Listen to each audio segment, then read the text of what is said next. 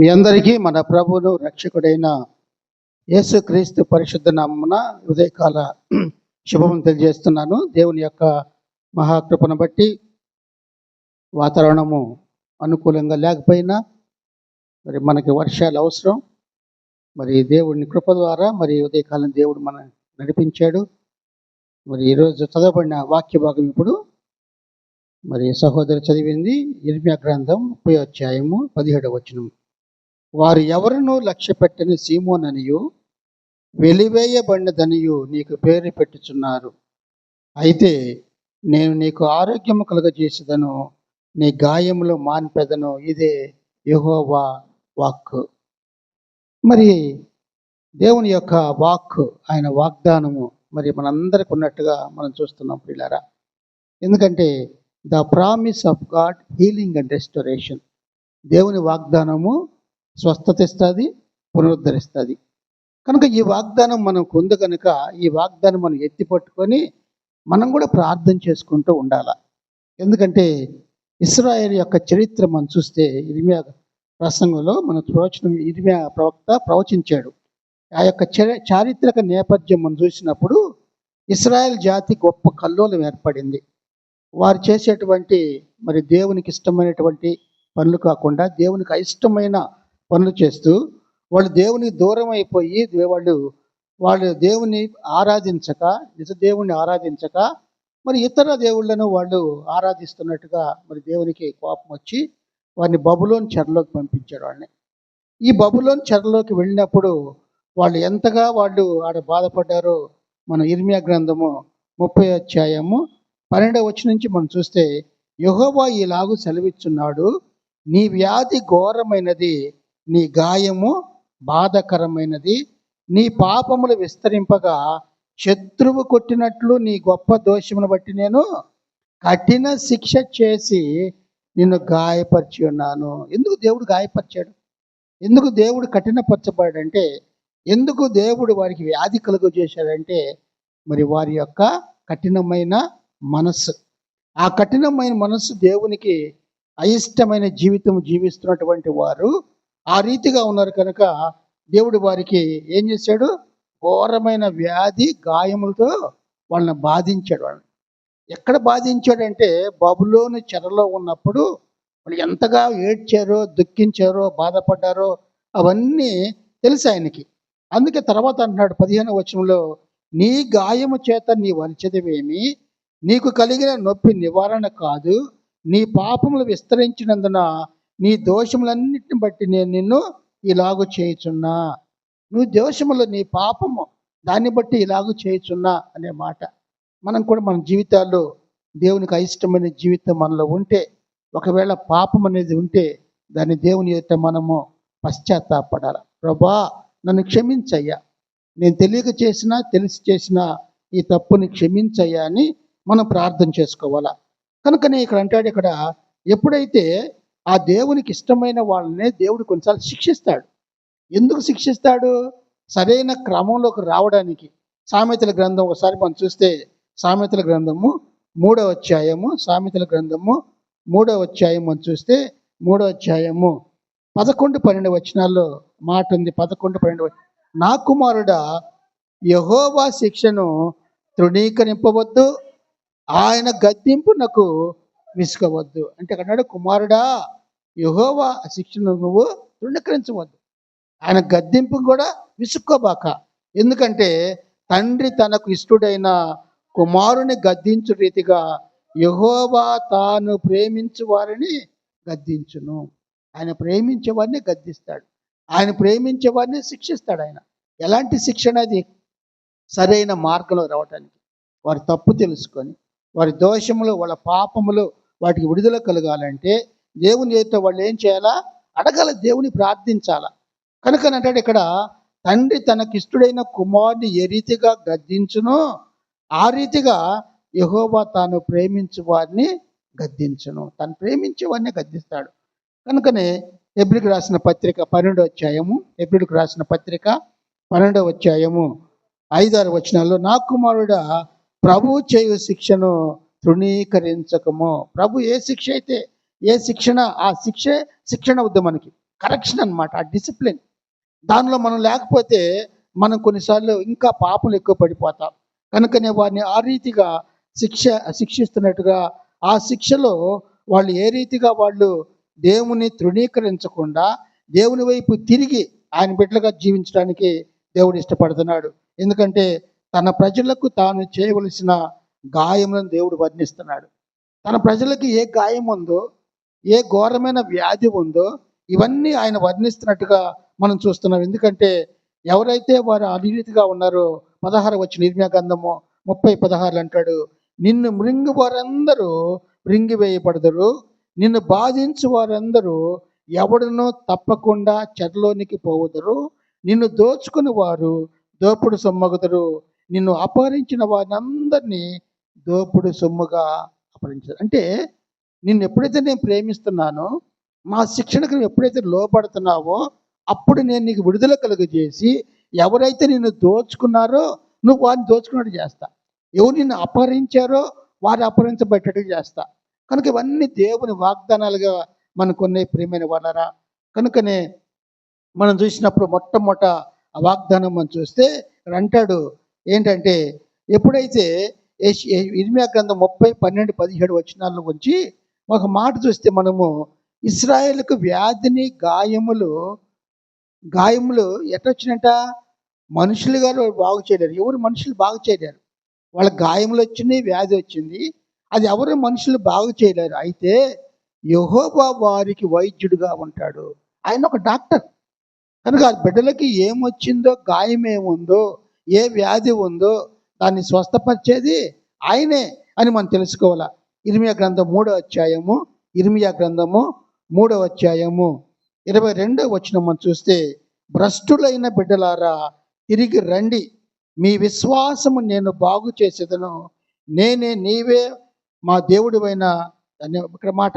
అంటే భ్రష్టులైన బిడ్డలారా అంటే చెడిపోయిన వారులారా, పాపంలో ఉన్న వారులారా అని అంటూ తిరిగి రండి అంటే నా దగ్గర రండి.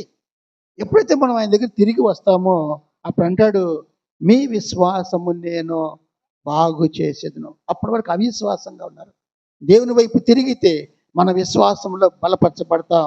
విశ్వాసంలో బలపరచబడిన తర్వాత మనం బాగు చేయబడతాం. కనుక అది మనం తెలుసుకునే వారిగా మనం ఉండాలి. ఆ తర్వాత 33 ఇర్మీయా గ్రంథము 33వ అధ్యాయము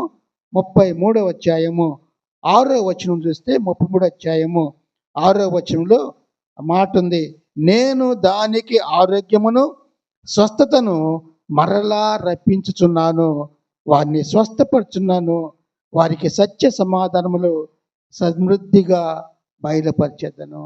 ఎంత గొప్ప మాట అంటాడు. నేను దానికి ఆరోగ్యమును ఎవరికంటే ఇశ్రాయేలుకు, యెరూషలేము ప్రజలకు, తన బిడ్డల వారికి ఆరోగ్యమును స్వస్థతను మరలా రప్పిస్తున్నాడు. ఎలా పడిపోయారో, గాయంతో ఉన్నారో, ఎలా దోషముల వల్ల వాళ్ళు ఈ రీతిగా అయ్యారో వారందరినీ నేనే స్వస్థపరుస్తా, నేనే ఆరోగ్యమునిస్తా, నేనే వారిని సత్య సమాధానంతో సమృద్ధిగా నింపుతా అనే గొప్ప మాట దేవుడు అంటున్నాడు. ప్రియమైన వాళ్ళరా, ఇక్కడ మనం ఇంకోటి చూస్తే the promise of restoration and healing.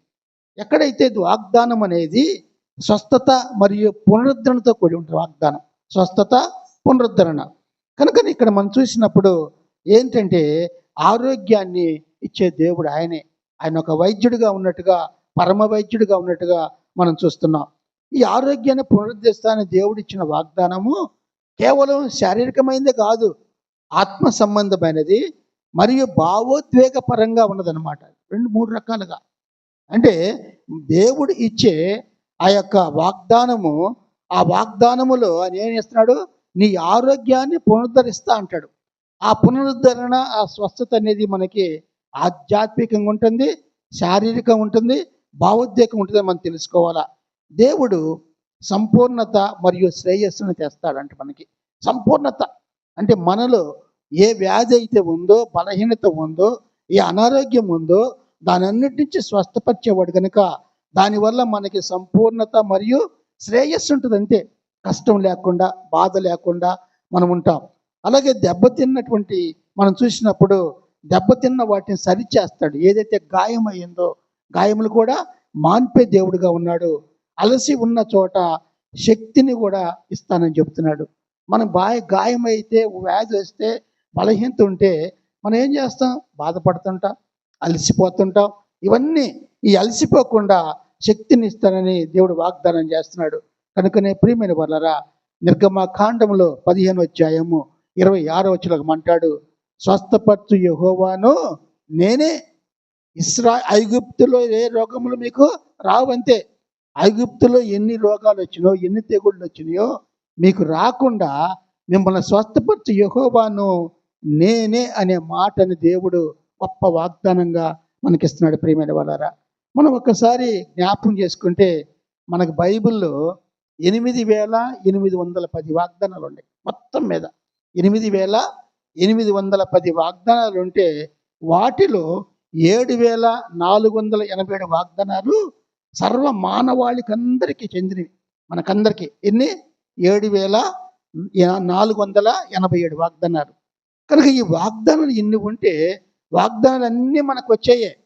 ఎలా వస్తాయంటే అపోస్తలుడైన పౌలు కొరింథీకి రాసిన పత్రిక రెండవ పత్రిక మనం చూస్తే, కొరింథీకి రాసిన రెండవ పత్రిక మనం మొదటి అధ్యాయం 20వ వచనంలో అంటాడు.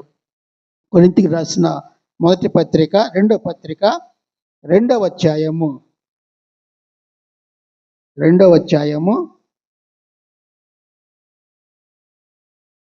వచనం. మొదటి అధ్యాయం 20.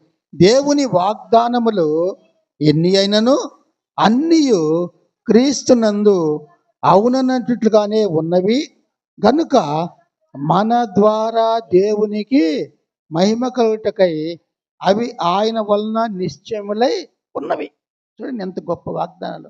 ఎన్ని వాగ్దానాలు ఉన్నాయో అవన్నీ క్రీస్తు యేసు ప్రభు వల్ల మనకందరికీ వచ్చాయి. అవునన్నట్టుగా ఉంటాయి. ఆమెన్ అట్లా కలుగునుగాక. ఆమెన్. ఎందుకంటే ఈ వాగ్దానాలు ఎన్ని ఉంటే అన్ని అవును యేసే క్రీస్తు ప్రభులో. అంత గొప్ప వాగ్దానం ఇచ్చేటప్పుడు దేవుడు స్వస్థత, పునరుద్ధరణ కూడా ఇచ్చినట్టుగా మనం చూస్తున్నాం. 103వ కీర్తనలో మాట ఉంది. 103వ కీర్తన 2-3 వచనాలు మనం చూస్తే, నా ప్రాణమా యెహోవాను సన్నతించుము, ఆయన చేసిన ఉపకారంలో దేన్ని మరువకము, ఆయన నీ దోషములన్నిటినీ క్షమించువాడు. మన దోషాలు, మన పాపము, మన యొక్క చెడు ప్రవర్తన, మనం ఎప్పుడైతే ఆయన వైపు మనం తిరుగుతామో, ఆయన యుద్ధకు వస్తామో, అప్పుడు ఆయన మనలో విశ్వాసాన్ని బలపరుస్తాడు. అవిశ్వాసం పోద్ది, అప్పుడు మనకు స్వస్థ వస్తుంది. కనుకని అంటాడు, ఆయన నీ దోషములన్నీ క్షమించు, ఏమున్న అన్నిటినీ కుదిర్చేవాడు, బాగు చేసేవాడు ఆయన మనం తెలుసుకోవాలా. అంటాడు ఇక్కడ, సమాధిలో నుండి నీ ప్రాణమును విమోచించున్నాడు, కరుణా కటాక్షముని కిరీటముగా ఉంచుచున్నాడు అనే మాట. రెండవదిగా చూస్తే, ఈ గాయాలు నయం చేస్తానని దేవుడిచ్చిన వాగ్దానం. మొట్టమొదటిది ఆయన స్వస్థత మరియు పునరుద్ధరణ వాగ్దానం. రెండవగా చూస్తే గాయాలను నయం చేస్తాననేటువంటి దేవుడు వాగ్దానం చేస్తున్నాడు. ఏంటి గాయాలు అని మనం చూసినప్పుడు పిల్లరా, ఈ పద్యంలో ఈ యొక్క ఏదైతే 8వ గ్రంథం 30వ అధ్యాయము 17వ వచనంలో మరి మనం అన్నాడు ఆయన ఏమనంటే, నీకు ఆరోగ్యము కలుగ చేసేదను, నేను స్వస్థపరిచితను అనే మాట అన్నాడు. అలాగే ఈ గాయాలు ఏ రకమైన బాధలనైనా ఆయన సూచిస్తున్నట్టుగా మనం చూస్తున్నాం. ఎందుకంటే విరిగిన వాటి ఎముకలను కూడా బాగు చేసేవాడు ఆయన. కనుక అటువంటి బాగు చేసే దేవుడు ఉన్నాడు. కనుక ఈయన స్వస్థత దేవుని యొక్క సున్నితమైన స్పర్శ అంటాడు.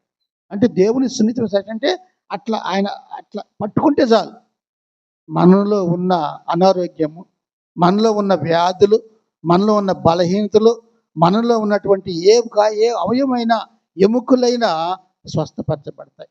అంత శక్తి దేవుని కొద్ది కనుక అది దేవుని సున్నితమైన శక్తి స్పర్శ. ఆయన శక్తివంతమైన జోక్యముతో కూడిన ప్రక్రియ అది. ఆయన పట్టుకోవాలి అంటే ఆయన శక్తివంతమైన ప్రక్రియ ఉంది. ఎప్పుడు ప్రక్రియ? నువ్వెంతగా దేవుణ్ణి ప్రేమిస్తున్నావో, ఎంతగా నువ్వు దేవునికి విధేయతగా ఉండి దేవుని ఆరాధిస్తున్నావో, ఆయనలో భయభక్తులతో మనం జీవిస్తున్నామో, అటువంటి అప్పుడు ఆయన యొక్క ఉచితమైనటువంటి సున్నితమైన స్పర్శ ద్వారా, ఆయన శక్తి ద్వారా ఆయన మనలో కార్యాన్ని జరిపేవాడు. అటువంటి ప్రక్రియ మనలో జరుగుతుంది. కనుకనే కీర్తనకాడు అంటాడు, 147వ కీర్తన 3వ చరణం మనం చూస్తే, 147 147వ కీర్తన 3వ చరణంలో, గుండె చెదని వారిని బాగు చేయవాడు, వారి గాయములను కట్టువాడు. గుండె చెదని వారిని బాగు చేయవాడు ఆయనే. బాగు చేయటమే కాదు, వారి గాయములను కట్టువాడు అంటాడు. ఈ healeth the broken in heart and bindeth up their wounds. అంటే హృదయంతో పాటు గాయములు కూడా స్వస్థపడ. హృదయం ముఖ్యం. ఎందుకంటే అన్నిటికంటే ముఖ్యమైనది హృదయమే. హృదయంలో నుంచే మొత్తం వచ్చేది. పాపపు తలంపులు అన్నీ వస్తాయి. కనుక హృదయాన్ని స్వస్థపరచాలి. హృదయం స్వస్థపరచబడిందంటే నువ్వు దేవునికి ఇష్టమైన వానిగా, ఇష్టరాలిగా ఉన్నట్టుగా మనం చూస్తాం. కనుకనే ఆయన గుండె చెదన వారిని ఆయన బాగు చేయవాడు, వారి గాయములను కట్టువాడు. రెండవదిగా మనం చూసినప్పుడు దేవుని వాగ్దాన నిశ్చయత. దేవుని వాగ్దానం యొక్క నిశ్చయత అంటే the assurance of God's promise. అంటే అంటాడు యేసుక్రీస్తు చాలాసార్లు, నిశ్చయముగా చెప్పుచున్నా అంటాడు. మీతో నిశ్చయముగా అంటే అంత గట్టిగా, అంత నమ్మకముగా చెప్పే దేవుడు కనుక ఇక్కడ అంటాడు, ఇక్కడ దేవుని వాగ్దాన యొక్క నిశ్చయిత కూడా ఉంది. ఏంటి ఆ నిశ్చయిత అంటే, దేవుడు వాగ్దానం చేసినప్పుడు దాన్ని నెరవేర్చడానికి ఆయన నమ్మకమైన వాడు, ఫెయిత్ఫుల్ గాడ్. ఎందుకు ఆయన నమ్మకమైన వాడు అంటే, దేవుడు మాట ఇచ్చి మాట నెరవేరుస్తుంటే, వాగ్దానం ఇచ్చి వాగ్దానాన్ని నెరవేరుస్తాడు ఆయన. కనుకంటే అటువంటి వాగ్దానం మనకున్నాయి కనుక ఈ వాగ్దానము నిశ్చయిత కలిగి ఉంది. నిశ్చయిత ఉంది కనుక ఆయన మాటలు శూన్యము లేదా వ్యర్థం కాదు. దేవుడు ఒక మాట చెప్పాడంటే ఆయన మాట మీదనే ఉన్నాడు కనుక ఆయన నమ్మకమైన దేవుడు. మనం నమ్మితే ఆయన నమ్మకమైన దేవుడుగా ఉంటాడు. ఆ నమ్మకమైన దేవుడు, ఆయన మాటల్లో శూన్యం ఉండదు, వ్యర్థం ఉండదు, అంతే. ఆయన మాట అంటే అవునంతే. కనుక అటువంటి ఆయన మాటలు శక్తి మరియు నిశ్చయితతో నిండి ఉన్నట్టుగా మనం చూస్తున్నాం ప్రియులారా. కనుకనే ఒక మాట అంటాడు, ఆయన అబద్ధము చెప్పడానికి మనిషి కాదు. తన మనస్సు మార్చుకోవడానికి ఆయన నరపుత్రుడు కాదు. సంఖ్యాకాండము 23వ అధ్యాయము 19వ వచనం మనం చూస్తే, సంఖ్యాకాండము 23వ అధ్యాయము 19వ వచనం అంటాడు, దేవుడు అబద్ధమాటకు ఆయన మానవుడు కాడు, మాటకు ఆయన నరపుత్రుడు కాడు, ఆయన చెప్పి చేయకుండానా. ఎందుకు? మనం ఎంత నమ్ముతామో ఆ మాట మనం ఆయన మీద ఉన్న విశ్వాసం కొద్దీ ఆయన మాట ఇచ్చి నెరవేరుస్తాడు, అంతే. నిన్ను స్వస్థపరుస్తున్నాను అనంటే స్వస్థపరిచేస్తాడు, అంతే. ఆయన మాట ఇచ్చి ఆయన చెప్పి చేయకుండానా, ఆయన మాట ఇచ్చి నెరవేర్చే దేవుడు ఆయన. మాట ఇచ్చాడంటే నెరవేరుస్తాడు. నువ్వు అడగాల, ప్రభా నన్ను స్వస్థపరచయ్యా, నా గాయములు మాన్పయ్యా, నా గుండెను బాగు చేయి ప్రభా, నాకున్నటువంటి సమస్తము ప్రభా, నా దోషములు ప్రభా క్షమించయ్యా అని మనం ప్రార్థన చేసుకున్నప్పుడే ఆయన మనల్ని స్వస్థతనిస్తాడు. మన కుటుంబాలకి స్వస్థతనిచ్చే దేవుడు ఉన్నాడని మనం తెలుసుకోవాలా. కనుకనే ప్రియమైన వాళ్ళారా, దేవుని వాగ్దానము నెరవేర్పు కూడా ఉంటుంది.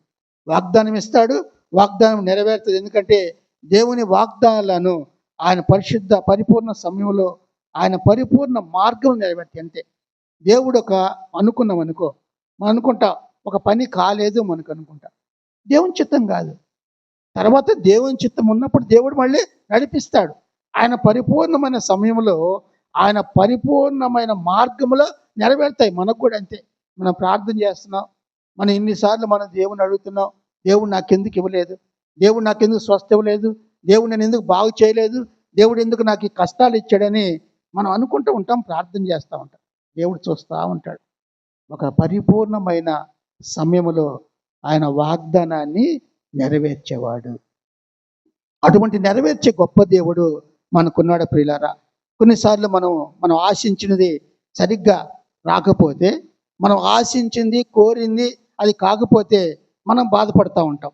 దేవుడు మన మంచి కోసము, ఆయన మహిమ కోసము అన్నిటితో కలిసి పనిచేసే నమ్మకమైన దేవుడు ఆయన. మనం ఎంత ప్రార్థన చేస్తున్నామో దేవుని తెలుసు. జవాబు రాలేదంటే దేవుడు ఇంకా చూస్తున్నాడు, అంతే, పరీక్షిస్తాడు, అంతే. ఒకవేళ దేవుడు నాకు ఇవ్వలేదు కదా, నాకు జవాబు రాలేదు కదా అని చెప్పి మనం ఆగిపోతామేమో. దేవుడు అంటాడు, వితౌట్ సీజింగ్ అంటాడు ప్రేయర్. అంటే ప్రార్థన ఆపకుండా మనం చేస్తూ ఉండాలి అంతే, విశ్వాసంతో. కనుకనే ప్రియమైన వాళ్ళరా, దేవుడు తన బిడ్డలను ఎప్పుడు ఆయన సంకల్పం చొప్పున ఎవరినైతే ఆయన పిలుస్తాడో, ఎవరినైతే ఎన్నుకుంటాడో వాళ్ళందరికీ మేలు కలిగేటట్టుగా సమస్తం సమకూరుస్తాడు. ఆరోగ్య విషయంలో కావచ్చు, బలహీనత విషయంలో కావచ్చు, కుటుంబ సమస్యలు కావచ్చు, ఏ సమస్య ఉన్నా ప్రతి సమస్యను తీర్చే దేవుడు. రోమిలకు రాసిన పత్రిక 8వ అధ్యాయము, అపోస్తలుడైన పౌలు రోమిలకు రాసిన పత్రిక 8వ అధ్యాయము 28వ వచనంలో ఒక మాట ఉంది. దేవుని ప్రేమించు వారికి అనగా ఆయన సంకల్పము చొప్పున పిలువబడిన వారికి మేలు కలుగుటకై సమస్తమును సమకూడి జరుగుచున్నవని. అంటే జరిగించున్న దేని అంటే జరుగుతున్నాడు ఆయన. జరుగుతున్నవంటే జరిగించున్న కింద అంటాడు, కింద నోట్లో. కనుక మన సమస్తము జరిగించే దేవుడు అంతే ఆయన. కనుక ఎవరికి? దేవుని ప్రేమించు వారికి. దేవుని ఎవరు ప్రేమిస్తారు? ఆయన యందు విశ్వాసం ఉంచి, ఆయన మాటలు గైకొని విశ్వాసముతో మనం రక్షించబడిన మనం పరిశుద్ధాత్మ మనలో నింపబడినప్పుడు, ఆ పరిశుద్ధాత్మ నడిపిస్తున్నప్పుడు అంటాడు, దేవుని ప్రేమించు వారికి ఆయన సంకల్పం చొప్పున పిలువబడిన వారికి మేలు కలుగుటకై సమస్తమును సమకూడి జరుగుచున్నవి. అంతే, మన సమస్తం సమకూడతాయి. నీ కష్టం, నీ బాధ, నీ వేదన, నీ అన్ని దేవుని తెలుసు అంతే. ఒకనాడు దేవుడు తప్పక నువ్వు అనుకున్నవన్నీ సమస్తాన్ని సమకూర్చే దేవుడని మనం నమ్మాల ప్రియమైన వాళ్ళరా. ఇక్కడ మనం చూస్తే చివరిగా ఈ ఇర్మియా గ్రంథంలో 30వ అధ్యాయం 17వ వచనాన్ని మన జీవితాలకి అన్వయించుకోవాలా అంటాడు. ఇక్కడ applying Jeremiah chapter 30:17 words to our lifes అంటాడు. ఎందుకంటే ఇది మనకు కావాల్సింది కూడా ఇశ్రాయేలు ఏ రీతిగా తప్పిపోయారో, ఇశ్రాయేలు చేసేటువంటి దోషములు బట్టి, వారి పాపను బట్టి దేవుడు వారిని శిక్షించటానికి, ఆ శిక్షలో వారిని మళ్ళీ బాగు చేయటానికి, ఆ శిక్షలో వాళ్ళని ఏం చేస్తాడు, ఆ దేవుని వైపు తిరగటానికి దేవుడు ఎప్పుడైతే అంటాడో ఒక మాట. ఎందుకంటే ఇశ్రాయేలు బబులోనులో ఉన్నప్పుడు బాగా కష్టపడ్డారు, దేవాలయం పడగొట్టారు, వాళ్ళ ఉపకరణలు తీసుకెళ్ళి మొత్తం చేశారు. కానీ ఒక పారసీ దేశస్తుడైన కోరేష్ రాజు వస్తాడు. ఆ రాజు తర్వాత వచ్చాడు బెల్షస్సర్ తర్వాత. ఈ బెల్షస్సర్ అనే వ్యక్తి రాజు ఏం చేశాడంటే, పోయిన ఆదివారం చెప్పా, దేవుని యొక్క పరిశుద్ధమైన ఉపకరణ పాత్రలు ఉన్నాయి యెరూషలేము దేవాలయంలో. ఆ పాత్రలను తీసుకొచ్చుకొని ఆడు పెడితే వాళ్ళ తండ్రి నెప్పుకునిచ్చిన వాళ్ళు, ఇతను విందు చేసుకుంటా ఆ పాత్రలను తెప్పించి దానిలో ద్రాక్షరసం పోసుకొని తాగుతున్నారు, పవిత్రమైన వాటిలో. తాగేటప్పుడు దేవుని కోపం వచ్చి దేవుని వేలు అక్కడ రాస్తూ ఉంది. అట్లాగనే గోడ మీద రాస్తూ ఉంటే వెంటనే అతను భయపడ్డాడు. మెనే టెకెల్ ఓపార్సిస్ అంటాడు. అంటే నువ్వు చేసినటువంటి తప్పుకి త్రాసులో తోచబడి తక్కువగా కనపడతావు, నీ రాజ్యాన్ని ఇతరులకి అప్పగిస్తున్నంతే. వెంటనే ఆయన చనిపోయాడు. చనిపోయిన తర్వాత ఈ కోరేషుని రాజు వచ్చిన తర్వాత ఇశ్రాయేల్ అందరినీ పంపించేశాడు. మళ్ళీ మీ ప్రాంతం వెళ్ళిపోండి అన్నాడు. వెళ్ళిపోమన్నాడు. ఆలయాన్ని కట్టించడానికి సహాయపడ్డాడు. దేవుడు ఆ వాగ్దానం ఇస్తున్నాడు. మీరు ఎంత కష్టపడ్డారో, మీ బాధ ఏంటో నాకు తెలుసు, కానీ మనకి కష్టంలో తెలియాల మొత్తం. మనకి ఒకరోజు భోజనం లేకపోతే, ఒకరోజు తల్లిదండ్రులు మనతో పలక్కపోతే, వాళ్ళతో విరోధం కొంచెం దూరంగా పోయి ఉన్నప్పుడు ఏమనిపిస్తుంది? అమ్మ నాన్నే కష్టపెట్టామే, తల్లిదండ్రులు ఈ రీతిగా చూసేమే, ఇంట్లో అక్క వాళ్ళని, అన్న తమ్ముడు అందరితో ఇట్లా ఉన్నానే అని బయటికి పోయినప్పుడు జ్ఞాపకం వస్తాయి. తప్పైన కుమారుడిలాగా. బాగా డబ్బులుండి అంత బాగున్నప్పుడేమో బాగా జలసా చేశాడు. స్నేహితులంతా వెళ్ళిపోయిన తర్వాత అతని దగ్గర డబ్బులు లేవు, తినటానికి ఏమీ లేదు. అప్పుడు జ్ఞాపకం వచ్చింది, ఎవరు? తండ్రి ఇల్లు జ్ఞాపకం వచ్చింది. నా తండ్రి ఇంటిలో ఆహారము సమృద్ధిగా ఉంది, నేను ఎందుకు ఇక్కడ బాధపడాలా, ఈ పందులు తినే పొట్టు తినటానికా అని అక్కడ బుద్ధి వచ్చిందడ. అలాగే మనకు కూడా ఆ రీతిగా బుద్ధి రావటానికి ఇశ్రాయేలు ద్వారా దేవుడు మనకు జ్ఞాపకం చేస్తున్నాడు. వాళ్ళకి బుద్ధి వచ్చింది. ఆ బుద్ధి వచ్చినప్పుడు అప్పుడు అన్నాడు, మిమ్మల్ని బాగు చేస్తాను, మిమ్మల్ని స్వస్థపరుస్తా అనే మాట అన్నాడు పిల్లారా. కనుక దేవుడు వారిని పునరుద్ధరిస్తానని ఆయన ఇచ్చిన వాగ్దానం నమ్మడం ద్వారా మన జీవితాల్లో కూడా మనం అనుభవించుకోవచ్చు. ఏం వాగ్దానం చేశాడు ఆయన? ఒకసారి మనం యెర్మీయా గ్రంథం 30 అధ్యాయము 17 మనం చూస్తే, వారు ఎవరునూ లక్ష్య పెట్టని సీమోననియు వెలివేయబడినదనియు నీకు పేరు పెడుతున్నా. అంటే ఎవరు వాళ్ళని చూడటంలా, ఎవరు వాళ్ళని లక్ష్య పెట్టడంలా, ఎవరు వారి మీద ప్రేమ చూపట్లా. ఇంకా వాళ్ళని ఏం చేశారు? వెలివేశారు. సియోన్ అంటే యెరూషలేము బిడ్డల్ని వెలివేస్తే వాళ్ళు అన్నారు, వెలివేయబడినదని నీకు పేరు పెట్టుతున్నారు. వాళ్ళ పేరు పెడుతున్నారు, మీరు వెలివేయబడ్డ వాళ్ళు, వీళ్ళు ఇలాంటి వాళ్ళు అని వాళ్ళ చేతనే ద్వేషించబడ్డారు. ఎవరి చేత? బబులోనీల చేత. నిజదేవుణ్ణి మర్చిపోయి పాపములో దోషములో ఉండి వాళ్ళ ఇష్టానుసారంగా జీవించినప్పుడు దేవుడు తండ్రి తన కుమారుని ప్రేమించు వారిని ఏ రీతిగా శిక్షిస్తాడో ఆ రీతిగా చెరలోకి పంపించాడు. ఆ చెరలోకి వెళ్ళిన తర్వాత వాళ్ళ బాధ కష్టము అక్కడ జ్ఞాపకం వచ్చింది. వాళ్ళని వెలివేసిన వారిగా చూసినప్పుడు దేవుడు వాగ్దానం అంటున్నాడు, అయితే నేను నీకు ఆరోగ్యము కలుగజేసేదను, నీ గాయములు మాన్పెదను, ఇదే యెహోవా. నిన్ను ఎవరు వెలివేసినా, నిన్ను ఎవరు కష్టపెట్టినా, ఎవరు నీకు సహాయం చేయకపోయినా నీ దేవుడు నీకున్నాడు అంతే. ఆ దేవుడే నేను నిన్ను స్వస్థపరుస్తా, నీ గాయములను మాన్పివేసేవాడిని నేనే అని అభయం ఇస్తున్నాడు. కనుక అటువంటి అభయము, అటువంటి వాగ్దానాన్ని మనము విశ్వాసముతో మన జీవితాలకు అన్వయించుకోవాలి. ప్రభా, ఇశ్రాయేల్ని ప్రభా మీరు క్రమం పెట్టారయ్యా.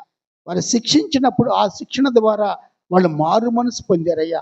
తిరిగి మళ్ళీ వాళ్ళు యెరూషలేముకి వచ్చినప్పుడు వాళ్ళని అన్నాడు, నేను గాయములను మాన్పెదను, మిమ్మల్ని స్వస్థపరిచేవాడిని అని దేవుడు అభయం ఇస్తున్నట్టుగా మనం చూస్తున్నాం ప్రియులారా. కనుకనే సామెతల గ్రంథం 3 అధ్యాయము 5-6 మనం ఎప్పుడైనా కానీ మన సొంత బుద్ధిని ఆధారం చేసుకోకుండా దేవుని మీద ఆధారపడాలి. మనం అంటాడు ఇక్కడ, నీ నీ స్వబుద్ధిని ఆధారము చేసుకొనక నీ పూర్ణ హృదయముతో యెహోవా యందు నమ్మకముంచుము. నీ స్వబుద్ధి, నీ సొంత ఆలోచన, నీ సొంత తెలివి కాదు, దేవునిది ఉండాలి మనలో. మరి తప్పైన కుమారుడికి బుద్ధి వచ్చింది. ఎలా బుద్ధి వచ్చింది? తప్పు చేశాడు కాబట్టి ఆ తప్పు వల్ల శిక్షించబడ్డాడు, బాధలు పడ్డాయి, బాగా సంతోషంగా ఉన్నా డబ్బులు అయిపోయినాయి, స్నేహితులు వెళ్ళిపోయారు, తినటానికి తిండి కూడా లేదు, ఎన్ని రోజులు అయిందో. అటువంటి స్థితిలో బుద్ధి వచ్చి అంటాడు. కానీ ఇక్కడ నీ స్వబుద్ధిని ఆధారం చేసుకోవద్దు. మన సొంత ఆలోచనలు, సొంత తలంపులు, సొంత తీర్మానాలు చేసుకోకుండా యెహోవా యందు నమ్మకముంచుము, నీ ప్రవర్తన అంతటి యందు. సామెతల గ్రంథం 3 అధ్యాయం 5-6 నీ ప్రవర్తన అంతటి యందు ఆయన అధికారమునకు ఒప్పుకొనము. మన ప్రవర్తనలో దేవుని అధికారానికి ఒప్పుకోవాలా. నువ్వు ఎవరి అధికారం కింద ఉన్నావు? దేవుని యొక్క అధికారం కింద. సాతాను కాదు. మనం దేవునిలోకి వచ్చిన తర్వాత, యేసయ్యను నమ్మిన తర్వాత ఆయన అధికారానికే మనం కట్టుబడి ఉంటాం, ఆయన అధికారానికి మనము ఒప్పుకుంటాం. కనుక అధికారంలో ఉంటే ఆయనే మనం నడిపిస్తాడు, ఆయనే మనల్ని స్వస్థపరుస్తాడు, ఆయనే మన గాయములను మాన్పివాడు, ఆయనే మనల్ని రెస్టోర్ చేస్తాడు, పునరుద్ధరిస్తాడు. కనుక పడిపోయే వాడిని తిరిగి లేపేది ఆయనే. కనుక అటువంటి వాగ్దానం మనకు ఉంది. ఈ వాగ్దానంలో మనం ఏం చేయాలంటే ఎదురు చూడాలా. దేవుని వాగ్దానం కోసం ఏం చేయాలి? మనం వేచి ఉండాలా. ఈ వేచి ఉండటం అంటే వెయిటింగ్ ఆన్ గాడ్స్ ప్రామిస్ అంటాడు. ఇర్మియా గ్రంథం 30:17 ఆ వాగ్దానం వాళ్ళకి రావాలి అంటే వాళ్ళు ఏం చేసుకోవాలా? ఇశ్రాయేలే కాదు, మనం కూడా ఏం చేసుకోవాలంటే మన మార్గం ఏమిటంటే దేవుని వాగ్దానం నెరవేరే వరకు ఓపికతో వేచి ఉండాలి అంతే. దేవుని వాగ్దానం నెరవేరే వరకు ఓపికతో వేచి ఉండాలా. స్వస్థత మరియు పునరుద్ధరణ మనం కోరుకున్న దానికంటే ఎక్కువ సమయం ఉన్నట్టు అనిపించినప్పటికీ దేవుని సమయము పరిపూర్ణంగా ఉందని తెలుసుకోవాలా. ఒకవేళ ఆలస్యం అవుతుంది, ఆలస్యమైనా నువ్వు దేవుని కొరకు వేచి ఉండు, ప్రార్థిస్తూ ఉండాలా. నువ్వు దేవుని కొరకు వేచి ఉంటే ఆయన వాగ్దానాలను నెరవేర్చడానికి నమ్మకమైన వాడని మనకు హామీ ఇవ్వచ్చు. నువ్వెంత నమ్మకంగా ఉంటావో, ఎంత నీ కష్టం వచ్చినా, బాధ వచ్చినా, వ్యాధి వచ్చినా, నీకు ఏదున్నా కానీ దేవుని మీద ఆధారపడి ఆయన నమ్ముకొని ఆయన ఎదుట వేచి ఉండి నువ్వు ప్రార్థన చేస్తే ఎప్పుడో ఒకనాడు తప్పక నీకు స్వస్థత ఇస్తాడు. అంతే. ఆ యొక్క నిశ్చయత, కనుక వాగ్దానం కోసం మనం వేచి ఉండాలా. యెషయా గ్రంథం 40 అధ్యాయము, యెషయా గ్రంథము 40 అధ్యాయము 31 వచనం అంటాడు, యెహోవా కొరకు ఎదురు చూచువారు నూతన బలం పొందుదురు. ఇప్పుడు వాళ్ళకి బలం లేదు, శక్తి లేదు, వాళ్ళకి గాయములు, తర్వాత వాళ్ళకి ఇంకా ఏమున్నాయి, వాళ్ళకి స్వస్థత, ఇవన్నీ ఈ దీర్ఘమైన వ్యాధితో ఉన్నారు వాళ్ళు. అటువంటి వ్యాధితో ఉన్న వాళ్ళకి ఏముంటుంది? బలం ఉండదు, ఇంకా శక్తి ఉండదు. ఆయన అంటాడు, యెహోవా కొరకు ఎదురు చూచువారు నూతన బలం పొందుకు. నూతన బలం అంట. ఒక యవనస్తుడికి ఎంత బలం ఉంటుందో అంత బలం వస్తుంట. అంటే అంతగా దిగ్గున లేచి, మంచంలోంచి కూడా లేచి వాళ్ళు నడవగలరు, గంతులు వేయగలరు. కనుక అంటాడు ఇక్కడ ఆ బలం అంటారు, పక్షిరాజు వలె రెక్కలు చాచి పైకి ఎగురుదురు, సొమ్మసిల్లక నడిచిపోవుదురు. సొమ్మసిల్లక నడిచిపోదు అంటే సొమ్మసిల్లిపోరు. ఇక సొమ్మసిల్లేది ఎప్పుడు? ఒకవేళ ఆహారం తినకో లేకపోతే ఏదో ఉన్నప్పుడు కళ్ళు తిరిగి అంటుంటాం మనం. ఈ సొమ్మసిల్లక ఎటుంటారంటే వాళ్ళు నడిచిపోతా ఉంటారు. ఎందుకు? దేవుని యొక్క బలము, శక్తి వాళ్ళకు వచ్చింది. ఆ బలము, శక్తి వల్ల వాళ్ళు ఏం చేశారు? పక్షిరాజుల వలె రెక్కలు చాపి పైకి ఎగిరేటట్టు ఉంటారంట. అంత బలము, అంత శక్తి ఎవరిచ్చారంటే దేవుడిచ్చాడు. దేవుడు స్వస్థపరుస్తాడు, పునరుద్ధరిస్తాడు. మన గాయములన్నీ కట్టేది ఆయనే. కనుక స్వస్థపరిచే దేవుడు కనుక ఆయన పునరుద్ధరిస్తాడు, రెస్టోర్ చేస్తాడు. నువ్వు మంచంలో ఉన్న నిన్ను కూడా దేవుడు లేపేవాడు అట్టగనే. ఎందుకంటే నూతన బలం వస్తుంది అంతే. పక్షిరాజుల వలె రెక్కలు చాచి పైకి ఎగురుతారు. ఇంకా అంటాడు ఇక్కడ, సొమ్మసిల్లక నడిచిపోవుదురు. సొమ్మసిల్లేది ఉండదు, లేచి నడిచిపోతా ఉంటారు అంతే. చూసేవాళ్ళంతా ఆశ్చర్యపోవాలా, అరే ఇప్పుడు దాకా మంచంలో ఉన్నారే, ఇప్పటి వరకు లేవలేని స్థితిలో ఉన్నారే, మరి నడుస్తా సొమ్మసిల్లకుండా, తూలకుండా అంత శక్తితో వెళ్తున్నారంటే దేవుని యొక్క వాగ్దానం కొరకు ఎదురు చూచి, ఆ వాగ్దానం బట్టి స్వస్థపరచబడిన వారు, పునరుద్ధరించబడిన వారు దేవుని యొక్క బలాన్ని, శక్తిని పొందుకుంటారు అంతే. ఈ శక్తి, బలము మనకు కూడా రావాలని కోరుకోవాలా. ఎందుకంటే యేసయ్య అన్నాడు, ఏ రీతిగా ఇశ్రాయేలు కట్టిస్తానో మీకు కూడా అలాగే అదే నా వాక్ అంటాడు. దేవుని వాగ్దానాలు ఆ రీతిగా ఉంటాయి. 131 కీర్తన 5వ వచనంలో కూడా, పక్షిరాజుని యవ్వనం వల్లే నీ యవ్వనము కొత్తదగుచున్నట్లు మేలుతో నీ హృదయం తృప్తిపరుస్తున్నట్టాడు. ఎప్పుడు మేళ్ళు, మన కీడు కాదు, మేళ్లతో నింపే దేవుడు మన హృదయానికి తృప్తినిస్తాడు. అక్కడేమో హృదయాలకి గాయమును మాన్పేవాడు, గుండె చెదన వాడిని బాగు చేసేవాడు. బాగు చేసిన తర్వాత మన హృదయానికి తృప్తినిస్తాడు ఆయన మేలుతో.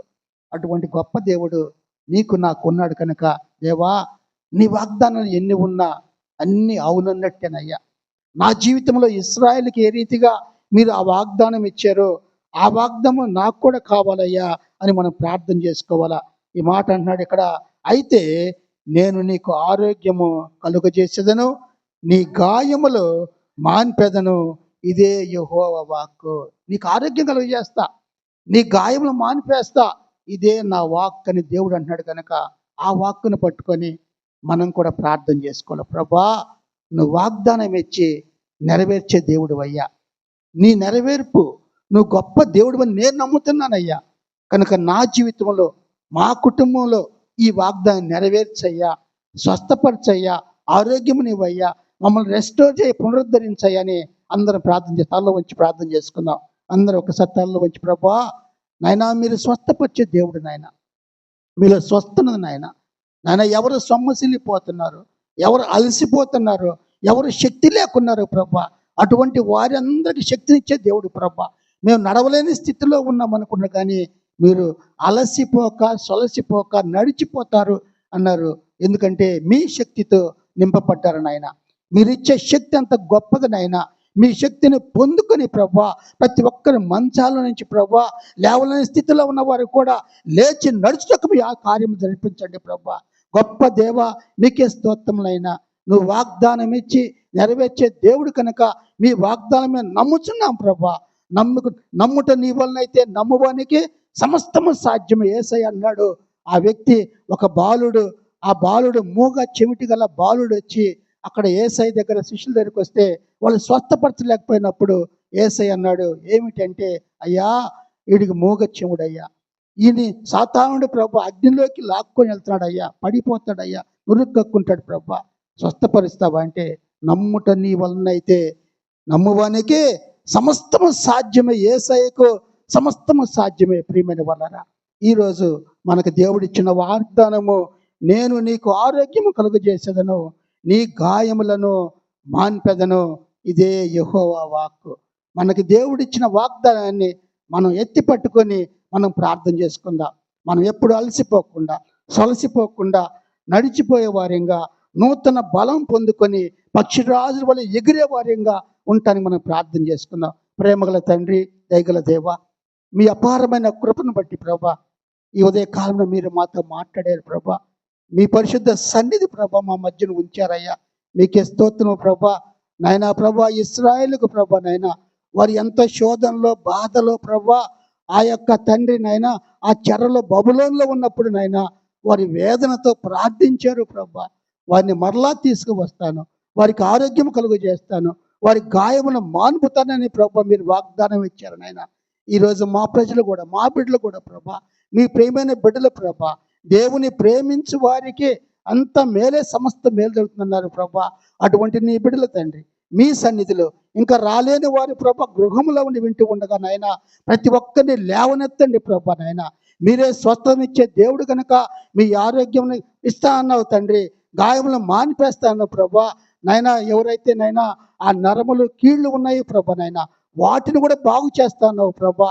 గుండె చెదనివని కూడా బాగు చేసే దేవుడు కనుక మీ మీదనే మేము ఆధారపడి, మిమ్మల్ని నమ్ముకొని, మీ వాగ్దాన్ని ఎత్తి పట్టుకుని నాయన మేము ప్రార్థిస్తూ ఉండగా, మీ అద్భుత కార్యములతో నాయన ప్రతి ఒక్కరిని స్వస్థపరిచి మీరే మహిమ పొందమని యేసు క్రీస్తు పరిశుద్ధ నామమున ప్రార్థించి అడిగి వేడుకొనుచున్నాము తండ్రి. ఆమెన్. పరలోకమందున్న మా తండ్రి, మీ నామం పరిశుద్ధపరచబడి గాక, మీ రాజ్యం మాకొచ్చు గాక, మీ చిత్తం పరలోకమందు ఎలాగో అలాగే భూమి యందు నెరవేరును గాక. మా అనుదిన ఆహారం నేడు మాకు దయచేయము, మరణస్తులను మేము క్షమించిన ప్రకారం క్షమించము, మమ్మల్ని శోధనలోకి తేక కీడు నుండి తప్పించము. ఎందుకంటే రాజ్యము, బలము, మహిమ నిరంతరం మీరయ్యున్నారు తండ్రి. ఆమెన్. మన పరమ తండ్రి అయిన దేవుని ప్రేమయు, కుమారుడును రక్షకుడైన యేసుక్రీస్తు కృపయు, పరిశుద్ధాత్మ దేవుని అన్యోన్య సహవాసమును నేను మీకు ఆరోగ్యము కలుగు చేస్తున్నాను, మీ గాయమును మాన్పెదనని మీ ఇచ్చిన వాగ్దానమును కొరకై ఎదురు చూస్తున్న బిడ్డలందరికీ ఇప్పుడు ఎల్లప్పుడు సదాకాలము తోడై ఉండును గాక. ఆమెన్.